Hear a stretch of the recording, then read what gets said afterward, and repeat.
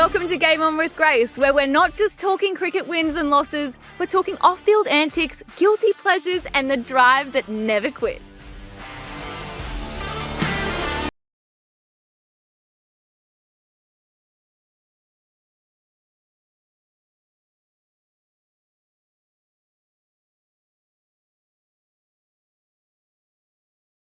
And precision to the crease. From back-to-back T20 international hundreds and a World Cup win to massive performances in the IPL and Abu Dhabi T10. Phil Salt has carved his name into modern cricket with fearless batting and unmistakable confidence. Born in Wales, partly raised in Barbados, representing England and now playing for the UAE Bulls in Abu Dhabi. Phil's story spans across continents, clubs, and some serious cultural mashups.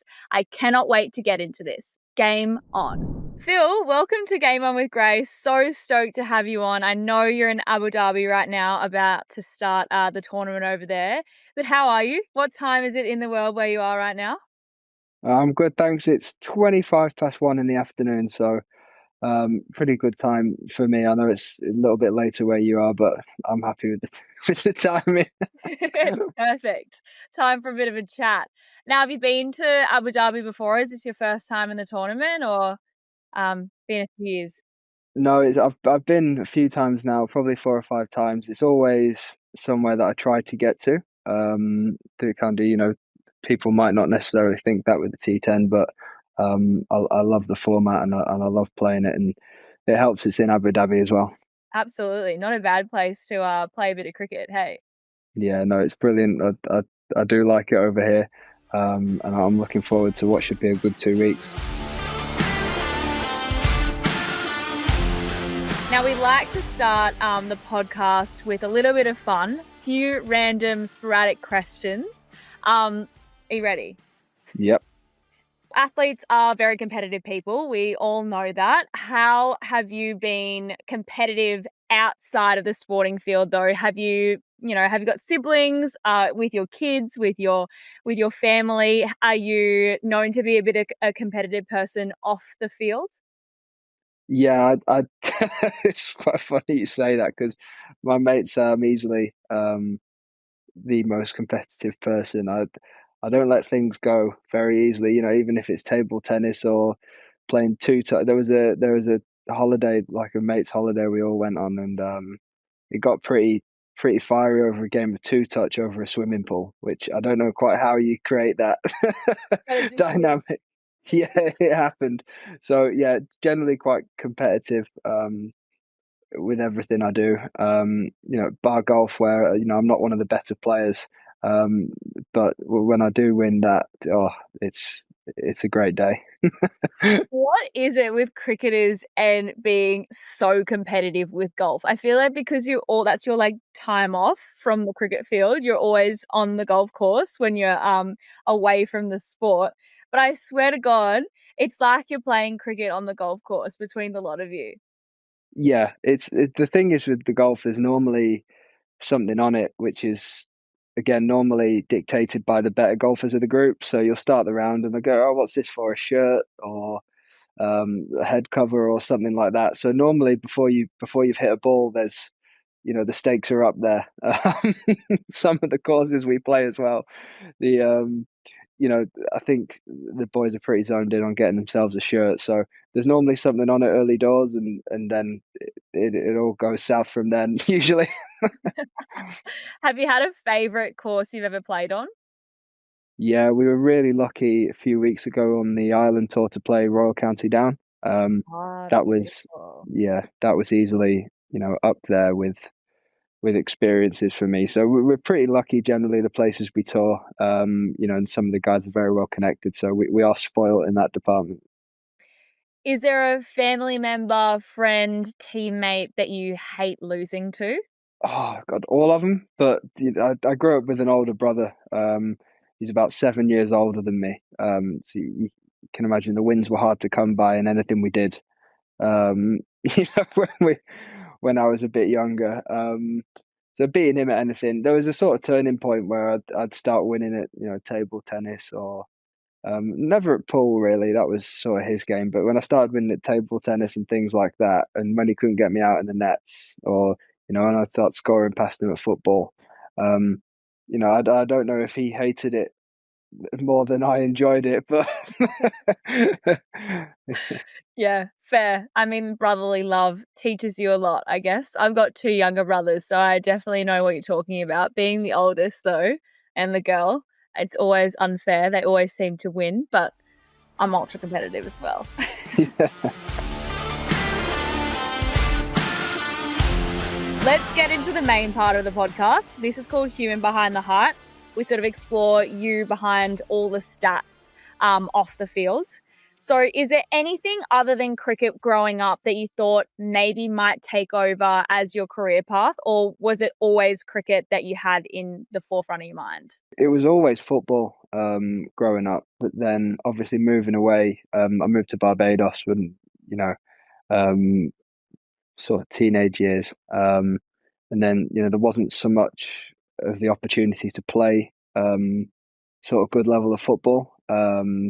And you got to bear in mind as well, athletically, I wasn't up there. I wasn't the strongest and quickest in North Wales, so I definitely wasn't going to be in Barbados. Everybody seemed a foot taller and a lot faster than me, so cricket sort of took over then, and from that point onwards, it was head down with my cricket, I suppose.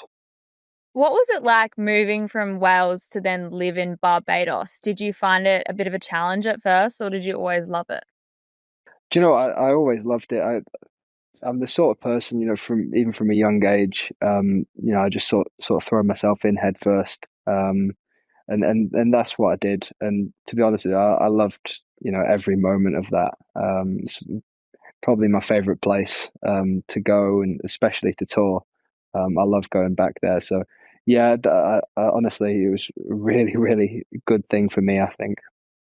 And then when you moved back, what was that transition like? Was it pretty different to living the life in the Caribbean to then back home in Yeah, some would say gloomy, gloomy? yeah, yeah. It was certainly very different. The amount of layers. I don't think I'd felt cold like it, to be quite honest with you. Mm. There was some times I was playing like rugby at school, and you can't feel your feet and you can't feel your hands. And as much as I love playing rugby, I was thinking, what am I doing here? Like this isn't it. Of all the things I could be up to right now, this isn't the one. For sure. And then when you decided to really take cricket on as a career path, was there anyone that really pushed you in that direction, or was it you kind of all guns blazing going, yeah, this is for me? I think it's probably the school I went to. I was quite lucky. I got offered a scholarship, and there's a guy called Keith Medlicott who was in charge of the cricket there, and he really helped me drive that.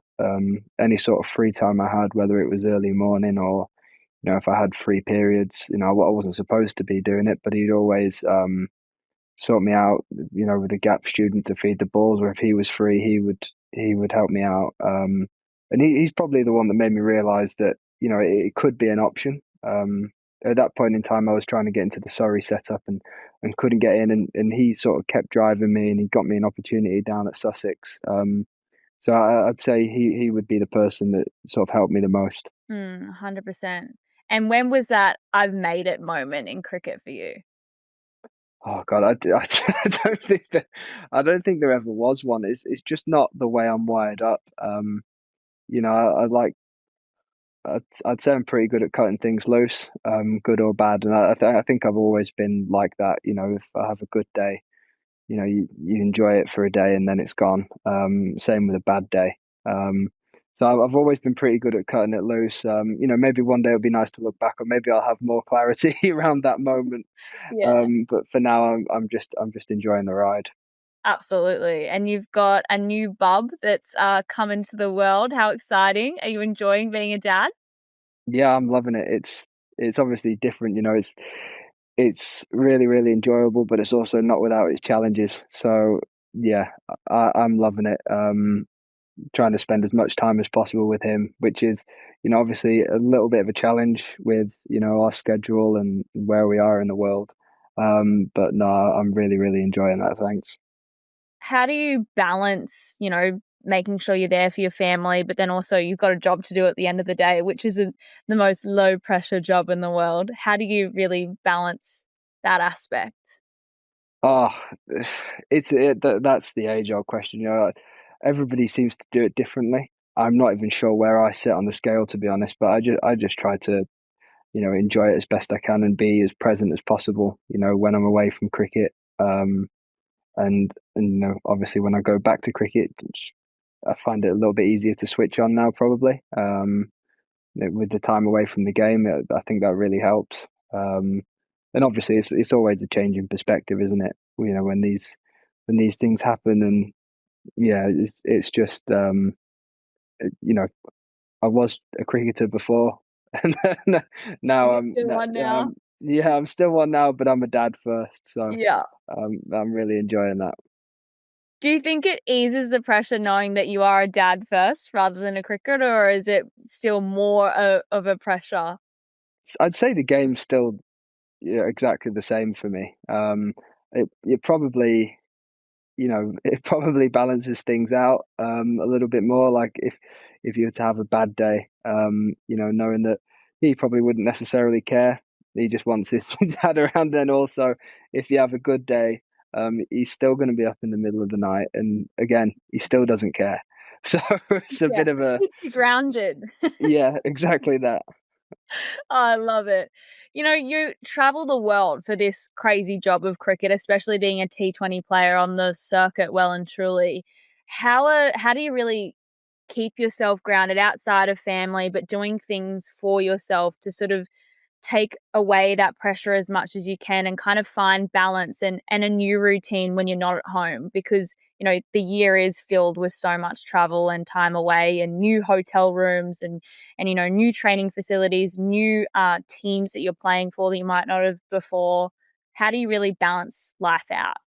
I think the biggest thing for me personally would be the routine.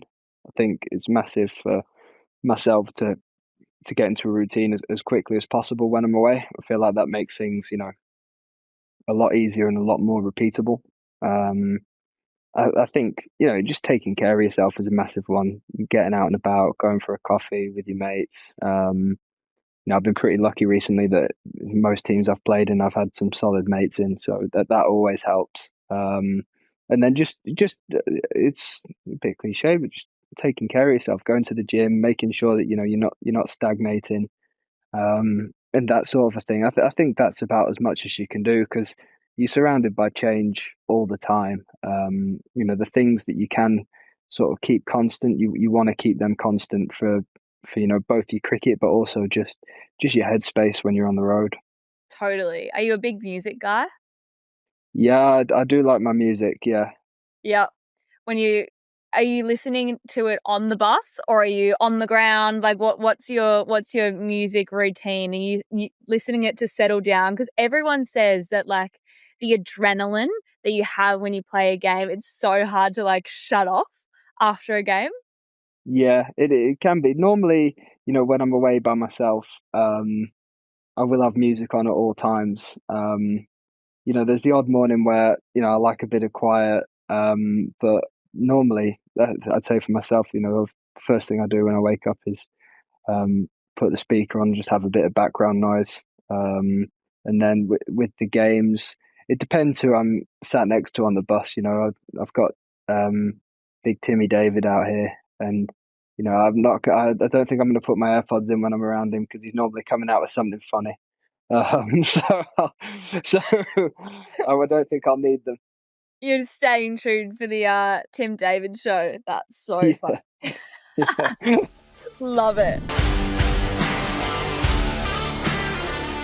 I wanted to get into some cricket stuff now, though. You've been part of lots of IPLs, but the last two have been ultra successful for you. 2024 was KKR, and then you got picked up by RCB, and you won with them, and it was the first time for them playing with Virat Kohli and the rest of it. Talk me through both experiences. I'm sure they would have been very different wins, but let's start with 2024. 2024 was brilliant because obviously the auction came round and that you know I went unsold, which was a surprise to me at the time. But I was on an England tour at the time, so that was my priority. Which was I think it was quite good really to have that, not distraction, but regardless of how that day went, I was still playing a game for England on it, so I didn't get too sucked into that. And then obviously the opportunity came up to go to KKR, and I can't speak highly enough of the setup there, especially having Gouty. That was brilliant. It's probably I've been really spoilt in the last couple of years. The two head coaches I've had. Gambier and Andy Flower, I've connected with them really well, and I think they were very good at getting the best out of me. And then obviously to go along and to win in 2024 was brilliant. I was so disappointed that I couldn't be a part of the final after putting all that work in and winning those games and also riding out the lows with that group. That was a really special year. But no, that was a great experience. And then 2025, you got picked up by RCB and had an amazing win there. Talk me through the final. The final was one of the strange days because I only got into the hotel probably about 4 or 5 a.m., something like that, on the day of the final. So I was straight to bed. And then I sort of remember because obviously you just come off a long haul flight and the 24 hours leading into that was a bit manic. I remember just opening the curtains, and I was well up there on, you know, floor 20 something of the hotel.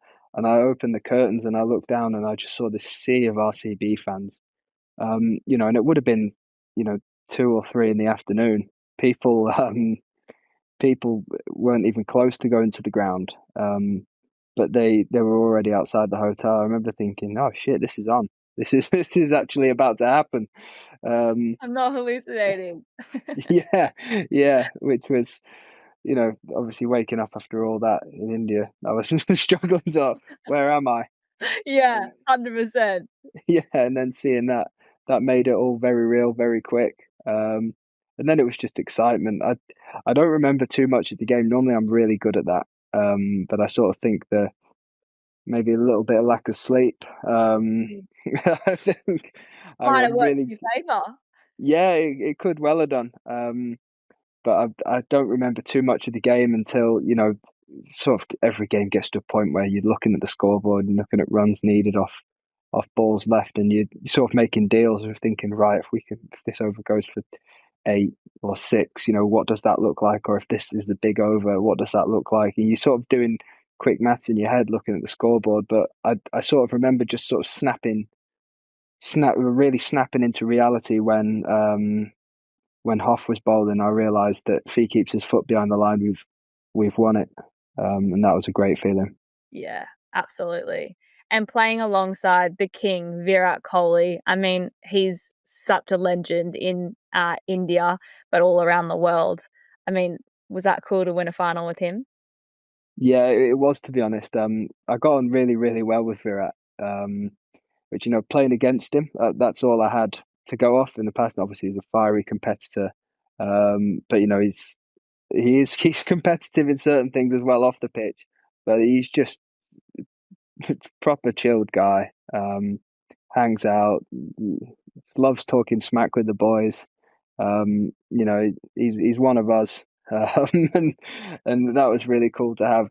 To have him as a teammate and an opening partner, but also there was a sense of sort of responsibility from the guys that were new to that group. That in the 18th year of the IPL, it was almost meant to be, and we were going to make it happen. And it's very proud and really cool that we get to say, yeah, we did that. We were the ones that broke the duck, and we did that for all these loyal RCB fans because they're so well supported.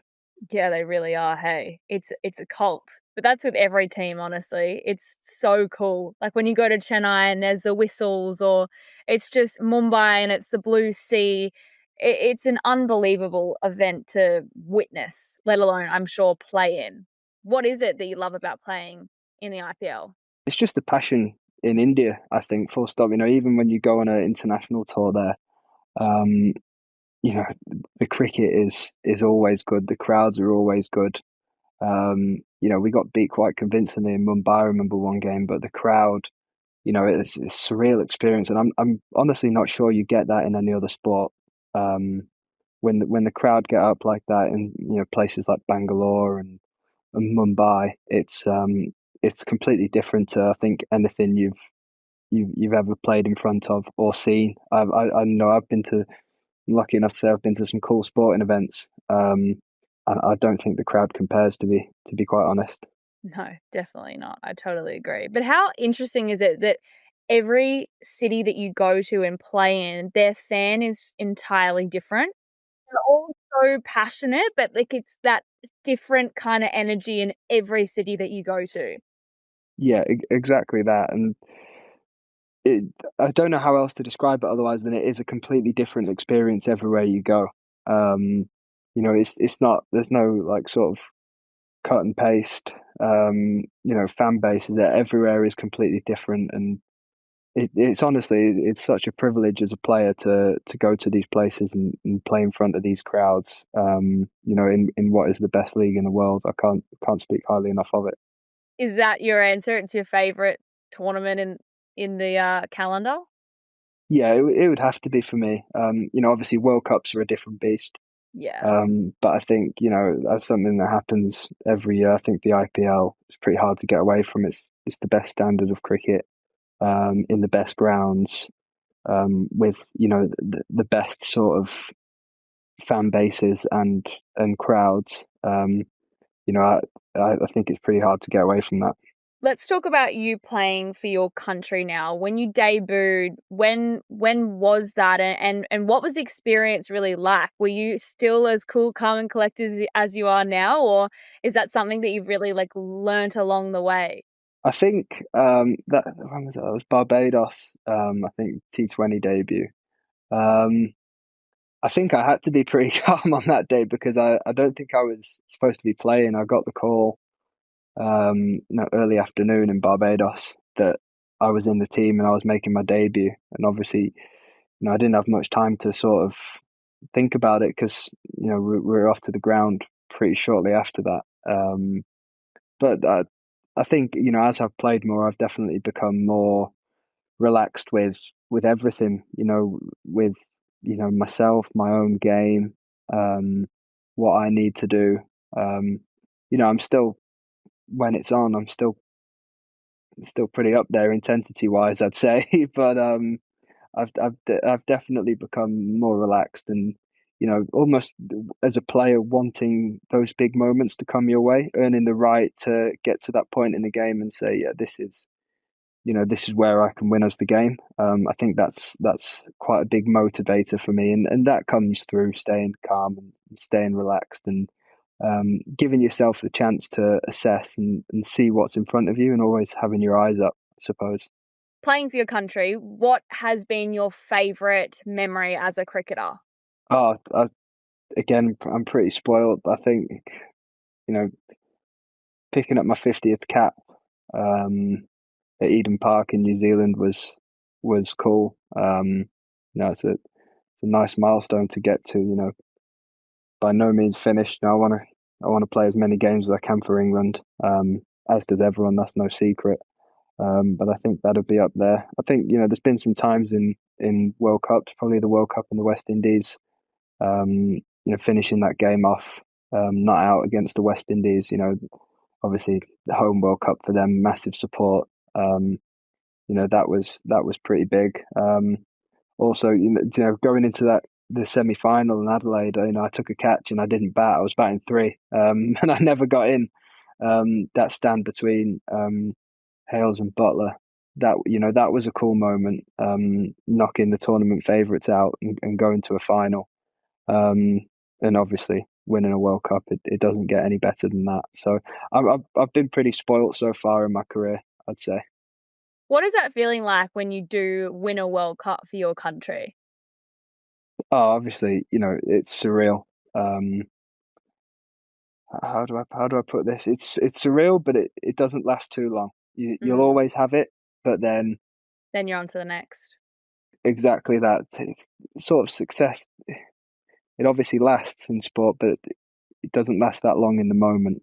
Um, in the moment, the ball's always moving. There's always something new to be onto, um, and that's a challenge. But we're pretty lucky to say that's the challenge. It's always moving. You've always got the next thing to go on to. Always got another way to get better, another area to improve. That's probably the way I look at the game. 12 months a year. I don't want to be playing year round just for the sake of it. I want to be getting better and better and keep progressing and keep going on to the next thing. I think that's a big motivator of mine. Sure. How do you really go about that? I mean, there's only, I guess, so much you can do when you're like on the go 24/7, jumping between tournament and tournament. How much do you have to really think about changing your game? I think when you're proactive with that, it comes really easy. When you've got a lot of clarity in what you want to do and how you want to get there. Sometimes it's really easy to pick out one or two things and say, I want to get better at this. Um, when it's not that clear cut, you need to trust the people around you. Maybe you need to ask someone that you trust. What do you think about this? How do I get better at improving? It could be any number of things. It doesn't have to be just batting. Could be I could have a keeping focus for a month or 2 months. Whilst working on a couple of things in batting. Where other times, I might want to improve on something mid tournament. I might put my weight into that instead of just constantly being ready for the game. So I think it's a constant moving picture, and it's almost like you have to see yourself. Almost have to look from the outside in on yourself sometimes, and be quite. I don't know what the word is here. Be emotionless with it. If I was talking to myself as someone else, how would what would I think about this? How do I need to improve? Like that sort of a thing.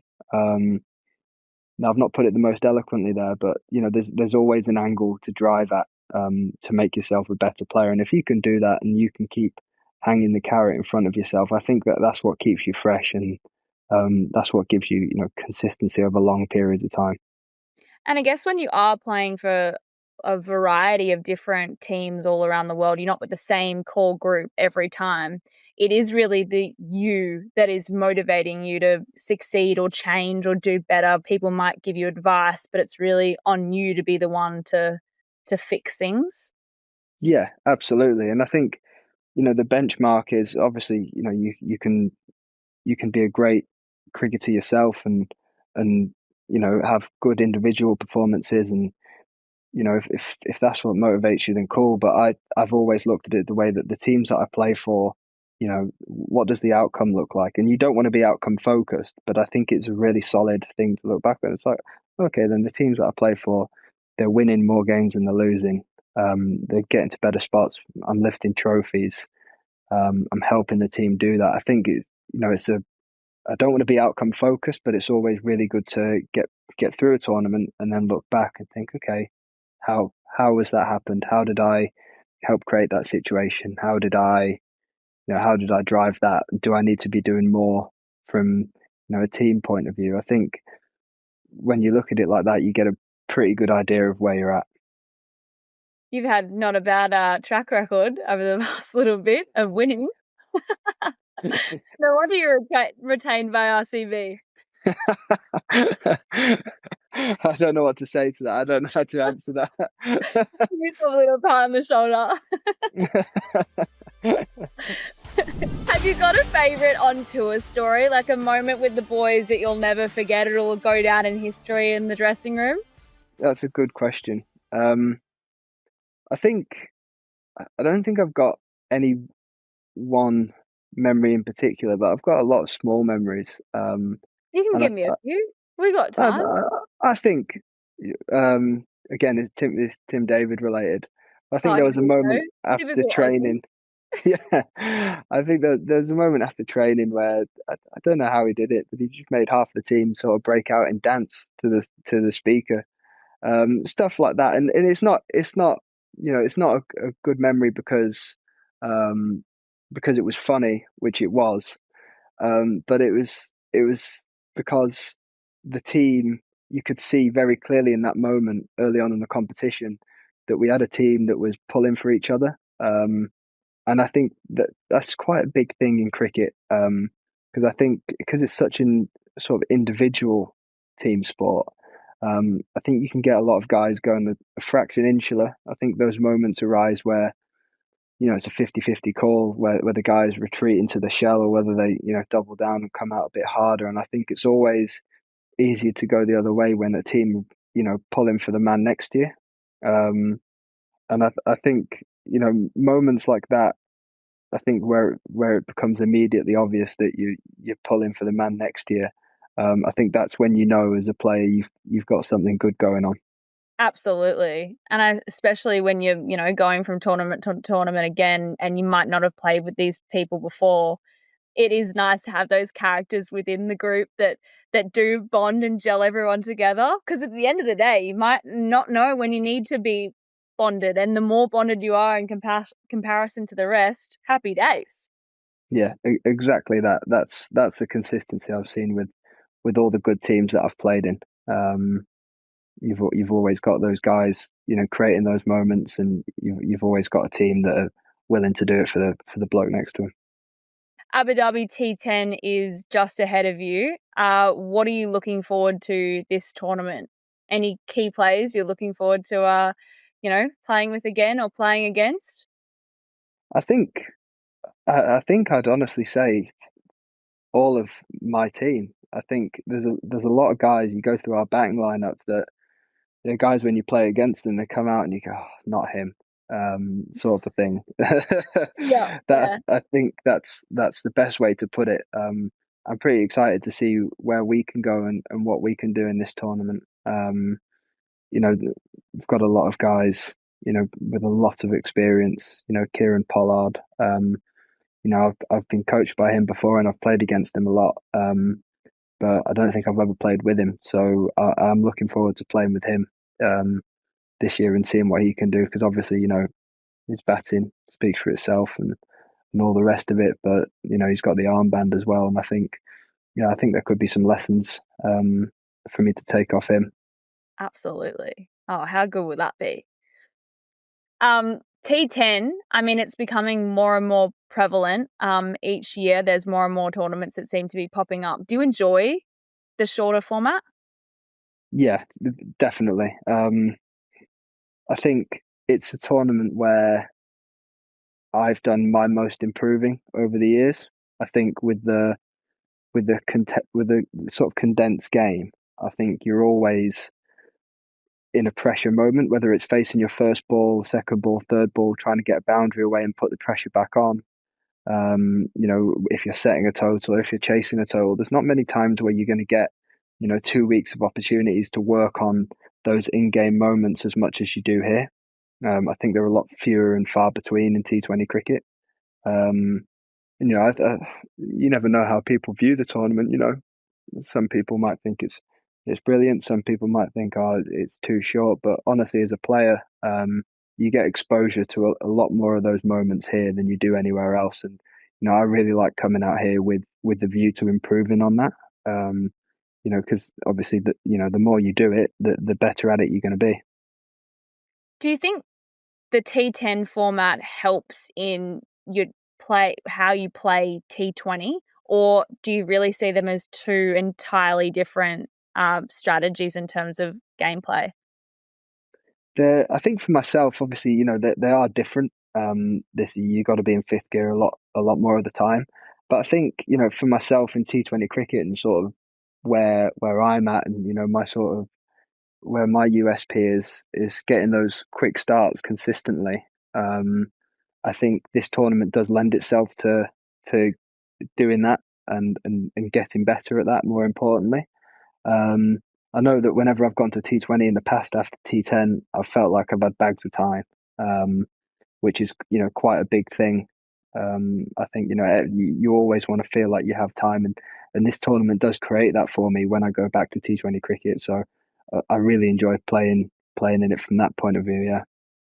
Who's the scariest bowler you've ever faced? The scariest. Who have Um, you been absolutely shitting yourself facing? I don't think I was shitting myself for Sean Tate, but he I played against him when I was quite new on the scene. I think I must have been 18 or 19, Yeah. and he looked very angry at the top of his mark, and he was making some horrible noises. Like, I was at the Like, what non-strikers noises was end. he making? Oh, just a lot of grunting, and like a bit like a wild animal. um, and he let go of the ball with the biggest grunt, and I was at the non-strikers end. I thought, Christ, he's Is he's this an obviously animal or a chuckling a bit. bowler? Yeah, who is this? And then I got on strike first ball. And, I had a choice to make in that moment. And my first ball I faced of him, I ran at him. And sort of hit the inside half, and I got through for one at mid on. But then again, he looked at me as if to say, what's this kid playing at? Like, who is this guy?" Have you got any crazy sledging stories? Any sledges that are really stuck with you? Oh, nothing that I can repeat on here. Nah, fair enough. I mean, Yeah, half the stuff that my dad said, I mean, honestly, I don't even want to know. yeah, I love it. I like a good story about your dad. Specifically the one with JL when he was chirping Shoaib Akhtar. Yeah, I love that. those two honestly at each other 24/7. Did you hear the one where he was kind of feeling flat one day, apparently? It might have been in Oz, some tour against Pakistan. And Dad walks out of the change room, sees Shoaib Akhtar and goes something to rile him up. And he goes, Shush Haydos, or that's the PG version. Anyway, Dad comes in like real happy with himself, like, yes, I riled him up. And then they're at each other at the crease, honestly. The things Yeah, that you boys do. Oh, yeah, I think that's the one. That's so funny. I love that. just so rogue. Just feeling a bit flat. I'm just going to stir the pot a little bit, rile myself up, rile him up, and then here we go. Yeah, Competitively activated. yeah, I love that. I do like it. I do like it when batters have a word with the bowler. That is that you don't often see it that way, but I do find that very funny when that happens. It's so good. Honestly, I wish they got rid of Stump Mike sometimes and let you boys just have your little on-field moments. Yeah, you know what? That is one thing I completely agree with. Um, it's a game that's filled with emotion, as is all professional sport. And I was fined in Australia for missing a ball once and saying What did you something. say? I think it might have been the F word. I'm hoping it wasn't the C Oh, word, but yeah. from memory, um, and Something a little slip of the tongue. Whoops. yeah, and the match ref came in after the game and did me to the tune of $5,000 or something. And Oh, what? I remember thinking, we're playing professional sports here. Like, if you, no, nobody's a choir boy, and you should be allowed to show emotion. Imagine sticking it on football players, running around with a microphone on them, Well, um, exactly. They'd be and in then deep trouble. yeah, and then fining them for it. So well, I think there's a balance to be struck. I don't know if they get rid of them or turn them down, but then again, I think the punter sat at home, likes it when they hear something like that. You do get the Absolutely. odd funny moment out of them, so I don't know. As long as I don't get fined. Yeah, exactly. As long as they don't take your cash, you're happy. You'd have to be Yeah, particularly careful being so close to the stumps at most times of play, being a keeper and then batter at the same time. You have to just keep yeah. tape in your mouth. That's it. I'm pretty sure they turn them up as well when I'm behind Oh, the they just stump. know they're a little Um, bit of a firecracker. it doesn't help. Because obviously, you're not making noise for no reason. You more often than not, you're trying to make the batter think about something, or there's quite often there's a game within a game there. It doesn't work on everyone, and you don't try it with everyone. But you every now and again you get a candidate. You say, I know that he'll rise to this, or I know that if I say this, he'll go one way or the other with it. And sometimes it can help getting people back into the shell, and other times, if you feel like the game's in a bit of a spot where the batter might have to gamble, you might talk that up, and you might get a shot that out of them that that they wouldn't have played otherwise. So there's definitely, a bit of a craft to that, I'd say. Yeah, totally. I mean, I was talking to Glenn McGrath the other day. I hosted an event with him and he was telling me a story. Dad, again, honestly, that guy. It was a game against West Indies and Brian Lara was heading out to bat. Anyway, or he was batting or something, and everyone said, Matt, don't say anything to Brian, like don't say anything. Of course, this guy walks over, chirp, chirp, chirp in the old ear, and everyone goes, oh no, oh no. And he was one of those ones that loved when someone chirps at you and just 100 and won the game Yeah. for them, and they're all like, it's your fault, Matt.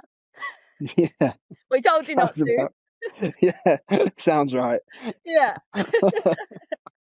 Do you have anyone that you learned the hard lesson of oh god, probably shouldn't have chirped that guy? He took that way too seriously and now he's had a win? No, I remember there was a first class game where I got called in to do 12 man for, and Chris Nash was at short leg and he got hit. I think it was a drag down from one of the spinners and he pulled it straight into his helmet and he's gone off for a concussion check. I think he got concussed or something like that. And I had to go on and field short leg for the rest of the day. And he's one of my good mates now. I did a bit of work with him out in Adelaide. But Mark Cosgrove, I remember the senior lads were sort of egging me on. At that point I was a young lad and I started saying a few things to him. And I remember another drag down off the spinner. It wasn't a good idea for me after what had just happened. And I remember him hitting a ball straight between my legs, and I felt the ball just skim me. And then he sort of walked down the other end, walking backwards to the non-striker's end, just spraying me. And I remember thinking I could be in for a long afternoon here if he keeps Yeah. batting. But I think luckily CJ nicked him off at some point in the next Thank half an hour. gosh. Yeah, thank God for that. Saved you. Oh, how good. Let's move to the last part of the podcast. It's called the final whistle. I'm going to ask you a few quick questions again, and you can they're quick fire, so just shoot them at me. Yeah. Let's do it. What's something you've changed your mind about in sports recently? I don't know if I've changed my mind about it, but in the last couple of weeks of the rugby, I'm not enjoying this sort of the rules around contact to the head. We've seen some soft yellows and reds in the last couple of weeks watching rugby. So Okay. no, not a fan. Especially not with the one that I think it might have been recalled in the end, but in the Ireland All Blacks game. Yeah, I don't think that's the one. You know what? I'm not enjoying rugby full stop at the moment. That's a big call, but I just love league. Do you guys follow league over in England? NRL? Not really the NRL. A little bit Super League. A few of the Wigan boys came down to Manchester a couple of years ago, and they had a go in the nets. Harry Smith being one of them. So I watch what he's up to. Give him a shout every now and again, but I've got to say I prefer Union. Yeah, I just like the fast-pacedness of league in comparison to Union. I feel like Union can be a little bit slow. Yeah, that's what all the Honestly, Aussies say. like, it can just be a bit slow, you know? Yeah, There's a lot of that waiting is around. I'm like, boys, get up. Come on. I'm used to like 6s and 4s every 3 seconds. Give me a bit of excitement, would you? yeah. I can see that. Yeah.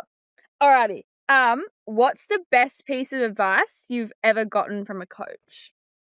I think an interesting one is I had a chat with the coach this morning, and he said, "You don't know what you don't know." I think it's good. It's good to remind. It sounds really simple. It's good to remind yourself of that every now and again. You're going to keep making, the odd mistake here, and you're going to keep having the odd win there. It's one of those, but you just got to keep going with it and keep learning every day. I think that's the message. Can't control the uncontrollables. That's a good That one. one. Yeah. What's one piece of advice that you'd give to a younger player today? I'd say actually it's what I remind myself of a lot is just if you just keep getting better, and you focus on improving yourself and taking yourself to the next sort of step in your progression, I think that it'll all take care of itself. I think that's the main one, not to get too far ahead of yourself. You're never as high as you think you are, and the lows are never as low as you think they are. So I think I think that's a massive one. Just keep focusing on self improvement, and how you can get better and how you can impact more games, and the cards will fall as they may. What's one cricket moment you wish you could relive? Probably winning that IPL final with RCB. I think that was a big one. I would say the World Cup final, but I didn't. I watched all but the last two balls from downstairs because we got the partnership, and I didn't allow myself to move. So I don't think I'd want to relive that. It was me and Mark Wood down there, and Woki was down there for the majority as well until he had to get his pads on. Yeah, you were just down and out. You're like, nah. Oh, was it Woki? Yeah, someone was down there with me and Woody, just putting our nerves about the play. I love it. So good. What's your go-to karaoke song? Or if you don't have a go-to, what's one that you'd like to have a little sing-along to? It'd have to be anything by Oasis. Yeah, good call. A slow one, probably Half the World Away. Probably a slow one. Want to give us a little karaoke now? Absolutely not. No, we need a couple of beers. We need to do that. Okay, if you could swap lives, this is the last question for you. If you could swap lives with any athlete for a day, who would it be? Can I say Tim David? Romance or something going on between you two? What's going on behind the scenes? I've not seen him in a while, and just being around him the last couple of days here, honestly, I've not stopped laughing. He's full of it. So I'd like to know the real inner workings of that head. How What those really thoughts goes come on about. behind the scenes? Yeah, yeah, Behind the noggin. yeah. Love it. Oh, well, thank you so much for your time. Really enjoyed chatting to you. Good luck for this tournament that you're about to head into. But yeah, again, really appreciate your time. Thank you.